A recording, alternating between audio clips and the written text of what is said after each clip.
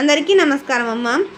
ఈరోజు మనం తెలుసుకుంటున్న అంశం ఏంటంటే FA3 2023-24 విద్యా సంవత్సరానికి సంబంధించిన 8th class modal question paper.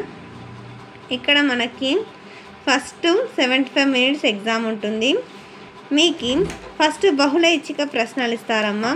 అంటే ఒకటి ఆన్సర్స్ ఇక్కడ రాసి బబుల్ చేస్తే అట్లా పెడతారనుకుంటా OMR షీట్లలో.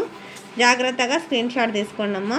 నేను ప్రతిదీ ఎక్స్ప్లెయిన్ చేసుకుంటా పోతే వీడియో లెంత్ అవుతుందనే ఉద్దేశంతో ఎక్స్ప్లెయిన్ చేయడం లేదు. ఇంకా మా ఛానల్ సబ్స్క్రైబ్ చేసుకుని వాళ్ళని దయచేసి సబ్స్క్రైబ్ చేసుకొని లైక్ చేసి షేర్ చేసి మీ ఫ్రెండ్స్కు రిలేటివ్స్ అందరికీ సబ్స్క్రైబ్ చేసుకోమని చెప్పండి. నా ఛానల్ని సబ్స్క్రైబ్ చేసుకొని ప్రత్యక్షంగా పరోక్షంగా సపోర్ట్ చేస్తున్న వాళ్ళందరికీ పేరు పేరున ప్రత్యేకమైన హృదయపూర్వక ధన్యవాదములు. ఇంకా మన ఛానల్ సబ్స్క్రైబ్ చేసుకున్న వాళ్ళందరికీ ధన్యవాదములు. బహుళైచ్ఛిక ప్రశ్నలు 20 మార్కులకు అయిపోతాయి. తర్వాత ప్రశ్నలు ఇస్తారు. క్రింది ప్రశ్నలకు 4 వాక్యాలకు తగ్గకుండా సమాధానాలను రాయండి అని ఇచ్చినారు. ఇక్కడ 3 × 2 = 6 మార్కులు. Question number 11.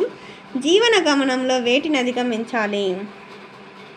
నరసమ్మ ఆత్మస్థైర్యం గల స్త్రీ అని ఎలా చెప్పగలవు? తర్వాత 13వ క్వశ్చన్.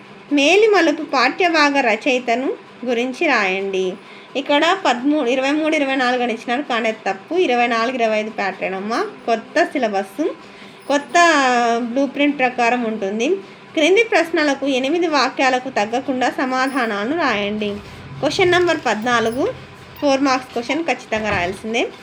అనాథ యువకుడు రాజుగా ఎదిగిన కథను రాయండి. తర్వాత నెక్స్ట్ నెంబర్ 4. క్రింది ప్రశ్నలకు 10 వాక్యాలకు తగ్గకుండా సమాధానాలను రాయండి. 5 × 1 = 5 మార్కులు. కరువు పరిస్థితులను అధిగమించాలంటే ఏం చేయాలో తెలుపుతూ పత్రికకు లేఖ రాయండి.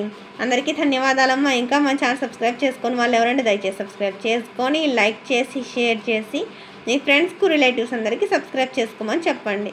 నా ఛానల్ని సబ్స్క్రైబ్ చేసుకొని ప్రత్యక్షంగా పరోక్షంగా సపోర్ట్ చేసిన వాళ్ళందరికీ పేరు పేరున ప్రత్యేకమైన హృదయపూర్వక ధన్యవాదము. అందరికీ ధన్యవాదాలు. దయచేసి వీడియోని మాత్రం స్కిప్ చేయొద్దు. ధన్యవాదాలు.